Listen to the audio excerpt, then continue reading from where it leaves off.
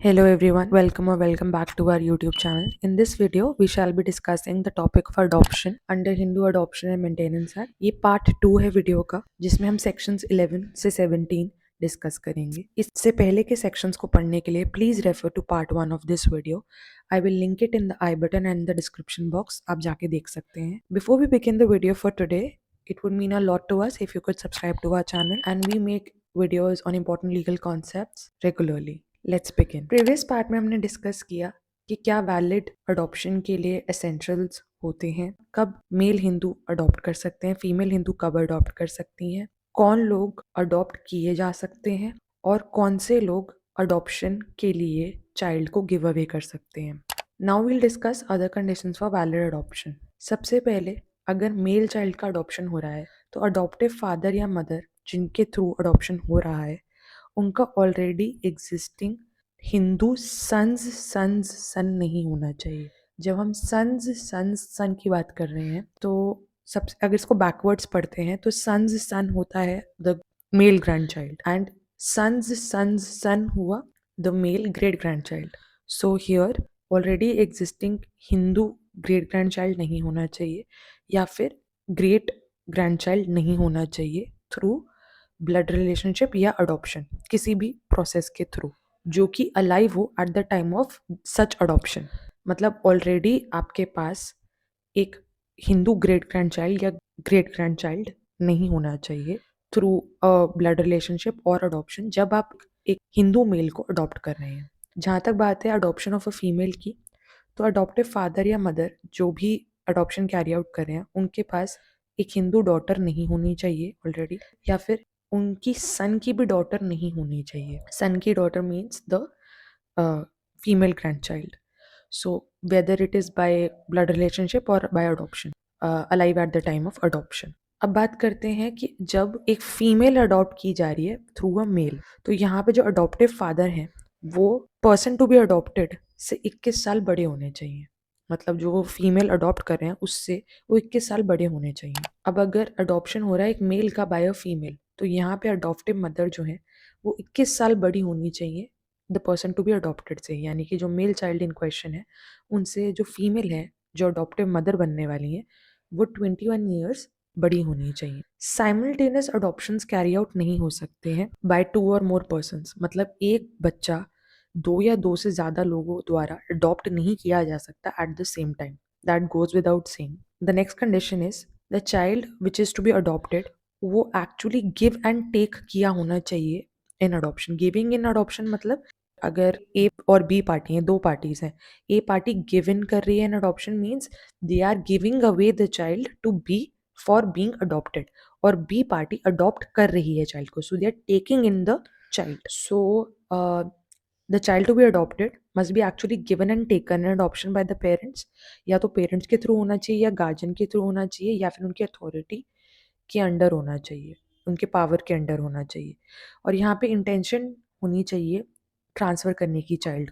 ठीक है, ट्रांसफ़र करना मतलब क्योंकि वो ए पॉइंट से बी पॉइंट जा रहा है, A point being the birth family और B point being the adoptive family. Birth family जहाँ पे उन्होंने बर्थ लिया, बायोलॉजिकली पैदा हुए, अडॉप्टिव फैमिली जहाँ वो जा रहे हैं. ठीक है. और अगर अबैंडन्ड चाइल्ड है या फिर जिस बच्चे का पेरेंटेज नोन नहीं है, अबैंडन्ड चाइल्ड मतलब that child has been left, there is no one near that child who could be a parent and where the parentage is not known. जहाँ पर पता ही नहीं है कि पेरेंट्स कौन है एंड हमें प्लेस भी नहीं पता है, फैमिली नहीं पता है, तो उसको अडॉप्टिव फैमिली में भेजना जरूरी है. ठीक है. And for the adoption to obviously take place, provided that the performance of datta homam shall not be essential to the validity of adoption. तो यहाँ पर एक इम्पॉर्टेंट चीज जो हमें समझने के लिए है कि दत्ता होमम होता क्या है.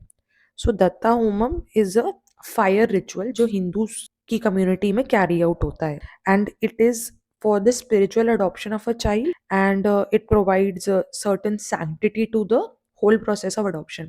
एक फायर इन्वॉल्विंग प्रोसेस होता है जिसके थ्रू अडॉप्शन हिंदूज के अंडर कैरी आउट की जाती है. तो यहाँ पर ट्रांसफर होता है रिस्पॉन्सिबिलिटी का from the birth family to the adoptive family, and this particular ceremony is not essential to the validity of an adoption. यहाँ पर कहा गया है. सेक्शन 12 बात करता है इफेक्ट्स ऑफ अडॉप्शन की। अब जब अडॉप्शन का प्रोसेस कैरी आउट हो गया तो अब क्या होगा, उसका इफेक्ट क्या होगा। अब वो जो बच्चा है जो अडॉप्ट हुआ है वो अपनी अडॉप्टिव फैमिली में इम्प्लांट हो जाएगा and he or she shall be the child of his or her adoptive father or mother हर पर्पस के लिए from the date of adoption. जिस भी डेट पे अडॉप्शन का प्रोसेस कंप्लीट है उस पर्टिकुलर डेट से that person will belong to the adoptive family, hence to the adoptive father और एंड फ्रॉम दैट डेट उसकी बर्थ फैमिली से उसके सारे टाइज खत्म हो जाएंगे and they shall be replaced by the ties and relationships in the adoptive family. जो भी रिलेशनशिप उसका बर्थ फैमिली से था सब एंड हो जाएगा, टर्मिनेट हो जाएगा एंड अडॉप्टिव फैमिली में उसका रिश्ता जुड़ जाएगा, प्रोवाइडेड जो बच्चा है वो अब मैरी नहीं कर सकता ऐसे किसी इंसान को जो वो मैरी नहीं कर पाता अगर वो बर्थ फैमिली में होता। For example, A is a child who is in the birth family and B is A's sister, biological sister. So A cannot marry the biological sister. तो अब अगर A अपनी बायोलॉजिकल फैमिली से adoptive family में आ गए हैं तो भी वो B से शादी नहीं कर सकते। Any property which vested in the adopted child prior to the adoption shall continue to vest in such person subject to the obligations. Vested मतलब जिसका possession उनके पास होगा, ठीक है। अगर अडॉप्शन के प्रोसेस से पहले उनके पास एज अ चाइल्ड एक पोजेशन था with respect to certain property, वो कंटिन्यू करेगा to be vested in such person और उनकी कुछ ऑब्लिगेशंस होंगी attaching to the ownership of such property. Obviously property से रिलेटेड ऑब्लिगेशंस होती हैं, प्रॉपर्टी का टेक केयर करना और उसमें से लोगों को मेंटेन करना एंड इसमें इंक्लूड होगा obligation of maintaining the relatives in the birth family. उसके बाद बात करें अडॉप्टेड चाइल्ड जो है वो डाइवेस्ट नहीं कर सकता किसी भी इंसान को of any estate which vested in him or her prior to adoption. ठीक है, डाइवेस्ट करना मतलब उनको डिसएसोसिएट कर देना, उनको हटा देना from a particular possession concern with the estate और प्रॉपर्टी। तो जो अडॉप्टेड चाइल्ड है वो ऐसा डाइवेस्टेशन का प्रोसेस कैरी आउट नहीं कर सकता है concern with any person having a share in estate which vested in him or her prior to the adoption। जो adoption से पहले वेस्ट कर रहा था उसको adopted child divest नहीं कर सकता। Section 13 right of adoptive parents to dispose of their properties। जो adoption का प्रोसेस है वो adoptive parent को डिप्राइव नहीं करता है from the power of disposing the property by transfer inter vivos or by will unless there is an agreement contrary to this। अब inter वीवोस transfer क्या होता है, लिविंग पर्सन्स के बीच में जो ट्रांसफर होता है। Inter vivos mean between the living persons and by will death के बाद भी हो सकता है। ऑब्वियसली अगर एक वसीयत बनी है वो किसी की डेथ के बाद भी कैरी आउट हो सकती है। सो जहाँ पे अडॉप्शन के प्रोसेस के बारे में बात हो रही है तो ये प्रोसेस जो है वो किसी भी अडॉप्टिव पेरेंट को डिप्राइव नहीं करता, मतलब उनसे ले नहीं ले power of disposing of the property. ये डिस्पोजल ट्रांसफर के थ्रू हो सकता है बिटवीन द लिविंग पर्सन्स या फिर विल के थ्रू हो सकता है।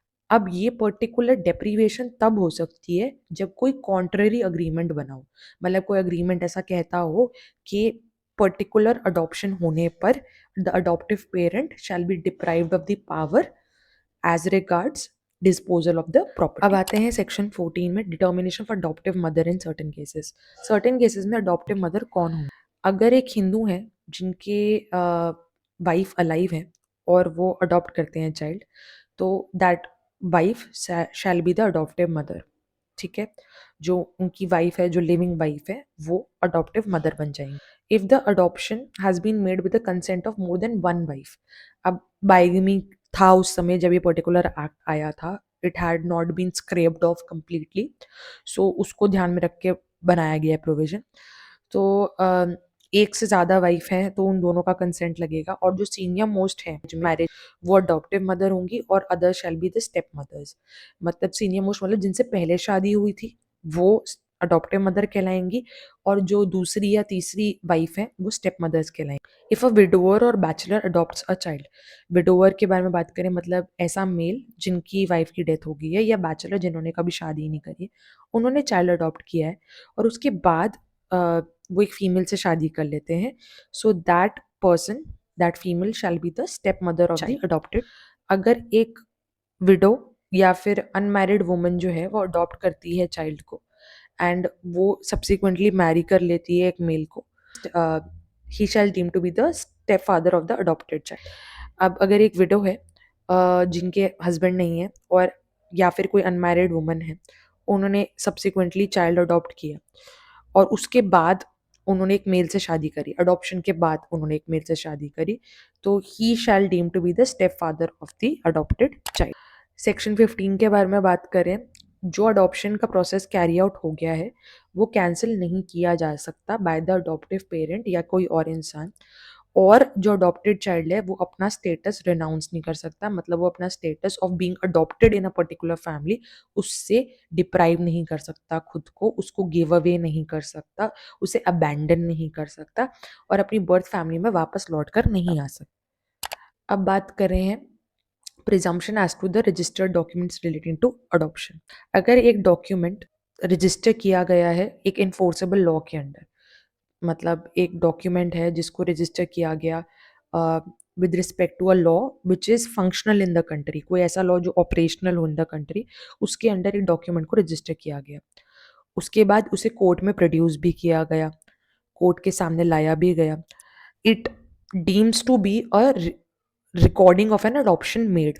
ये पर्टिकुलर डॉक्यूमेंट कोर्ट में एक अडॉप्शन का रिकॉर्ड पोज कर रहा है, बता रहा है, डेमोन्स्ट्रेट कर रहा है कि अडॉप्शन हुआ है, and this particular document has been signed by the person who is giving the person or taking the child in adoption। दोनों लोगों ने, जो अडॉप्शन के लिए गिव अवे कर रहे हैं और जो इंसान अडॉप्शन के लिए टेक इन कर रहे हैं, दोनों ने ये डॉक्यूमेंट साइन किया है। Then the court shall presume that the adoption has been made as per the provisions of this act unless and until it is disprove. तो अगर ये सारी कंडीशंस कंप्लीट होती हैं तो कोर्ट प्रिज्यूम कर लेगा कि अडॉप्शन किया गया है as per the provisions of this particular act, unless and until same बात डिस्प्रूव हो जाए in front of the court. अब बात कर रहे हैं सेक्शन 17 की। सेक्शन 17 बात करता है प्रोहिबिशन ऑफ सर्टेन पेमेंट्स की। So a person cannot receive or agree to receive any payment or reward in consideration of adoption of any person। Adoption का process money के एस्पेक्ट से डिसोसिएटेड होता है, उसमें कोई भी मनी इन्वॉल्व नहीं हो सकती, ठीक है। यहाँ पर either receiving or agreeing to receive any kind of money, payment, reward with respect to adoption of any person cannot be done. It is prohibited। Person shall not make or give or agree to make or give any other person any payment or reward which is prohibited to be received under this section। कोई भी ऐसा payment या reward जो receive नहीं किया जा सकता इस सेक्शन के अंडर, उसके रिस्पेक्ट में a person shall not make और गिव और अग्री टू मेक और give any other person payment, ठीक है। कोई भी ऐसी चीज जो प्रोहिबिटेड है, कोई भी पेमेंट या रिवॉर्ड जो प्रोहिबिटेड है, वो उसका ध्यान रखा जाएगा और उसके रिस्पेक्ट में कोई और इंसान कैन नॉट एक्ट और कंप्लाई और act out against this particular prohibition.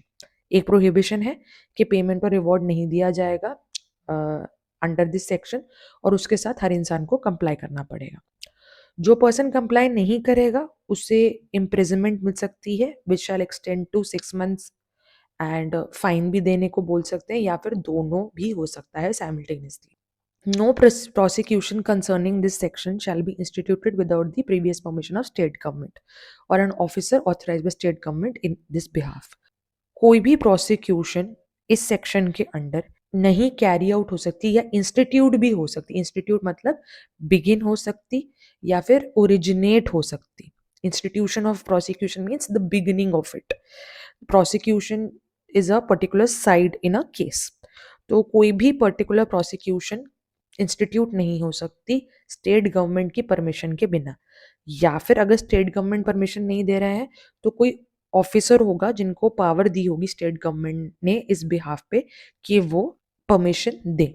So these are important essentials concerning the Hindu Adoption and Maintenance Act, particularly in aspect of adoption and the process of adoption. Please make sure to watch the part 1 of the video if you haven't already. Thank you so much for watching the video. Please stay tuned for other videos. Thank you.